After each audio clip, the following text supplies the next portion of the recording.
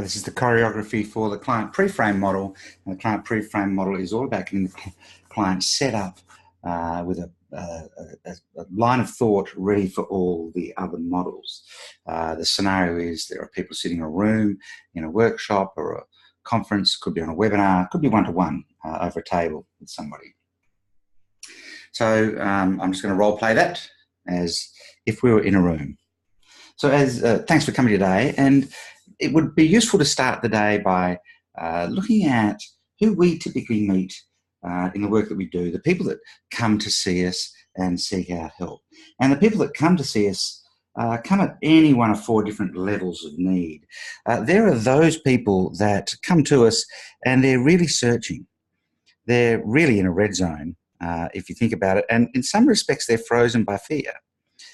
Security or the fear of a lack of security if they were to step out into a new role, leave their job or whatever, is really the mindset that's holding them back here. And in fact, jumping that line, if that's a hard line in the model, is all about belief. The belief that they could do it, that they, often there's this sense of I'm not good enough, so they need to build the belief that they could do it and get the belief, recognize that somebody else believes in them. But in terms of the circumstances they find themselves in terms of money, there's often no revenue coming from this work, from this cause that they know they can add value to. They may even be in a job and just pursuing this other thing part-time. In terms of autonomy, they're trapped. They really are stuck in, they have no control over how they're going to move this forward. And in terms of impact, well, they're being ignored because they're simply not moving it forward. And it's a really tough place to be. And so, how many people have been in that place by show of hands? And then you can facilitate a conversation with them about that for a little bit of, for a little while. And then you move on. At that kind of level, any promise sounds great, and even false promises. As I said, this is really red zone stuff. However, these people really quickly realize that it's that jump over belief that that's what it's about. And once they've got that realization, then it's really about how you seek help to move forward from there. If someone jumps that line, the next level, the amber level, is really about finding frameworks that allow them to deliver what they do to the marketplace. And so they're learning. They've found some things that they think could help, and they're in this learning zone. They're starting to get into this mindset, I think I could do that. I think I could be that person or do that. And in terms of money, they're probably around the $100,000 mark-ish, but it's still really a salary. And in terms of autonomy, it's hours and money driven. So there's really no control. From an impact perspective, they're only known by their own tribe and really not outside of that. And in some respects, this still feels like a job.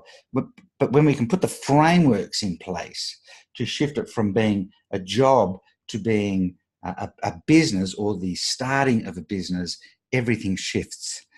And then once people move out of learning, they obviously move into doing. So putting that learning in place, and this is really about implementing the frameworks, just following the bouncing ball, if you like. And implementing the frameworks will really result in a 500K plus business, and it leads to a fairly comfortable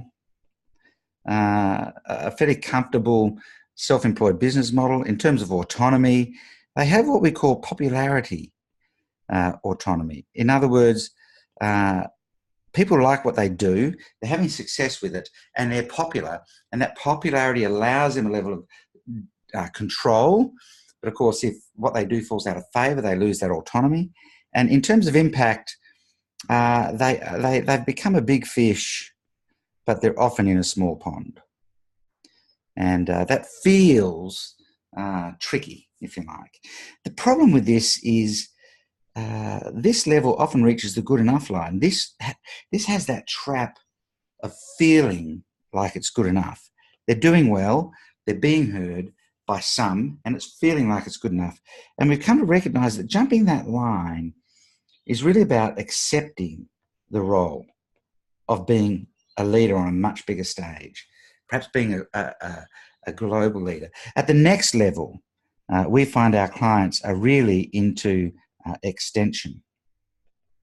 So when we help people jump this line, there's this recognition that it's about a much bigger game.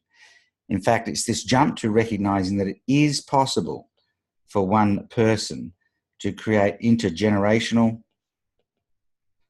international, and even intercultural contribution. And that's what a lot of our clients move towards. And at this level, in terms of the money, it becomes a $1 million plus business, but they know that they can 10x that. And that's a choice now. And what that actually gives you is no fear. When you know that you can produce the money, it reduces all fear. It allows you to build wealth or even legacy wealth, wealth that you can put to work for other people. In terms of autonomy, it's life on their own terms. And that really is a full control scenario. And in terms of impact, it's international authority. And when you become an international authority, what you actually move into is a space of no limits. Imagine that. Imagine being able to do what you do, make an intergenerational, international, intercultural contribution, and have no fear, have full control, and have no limits around what you do. We call this reinvention, because this level is constantly learning. In fact, this level recognizes that learning is power rather than down here where they believe learning is about need.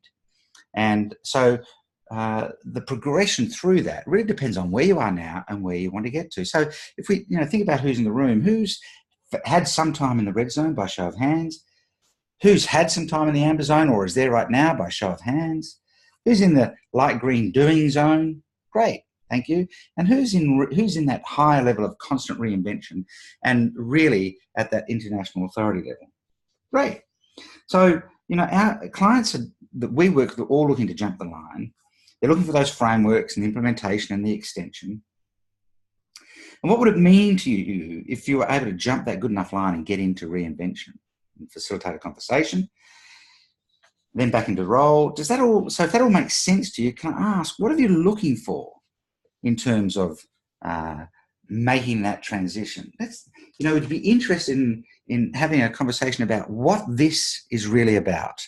And then that segues into the value model.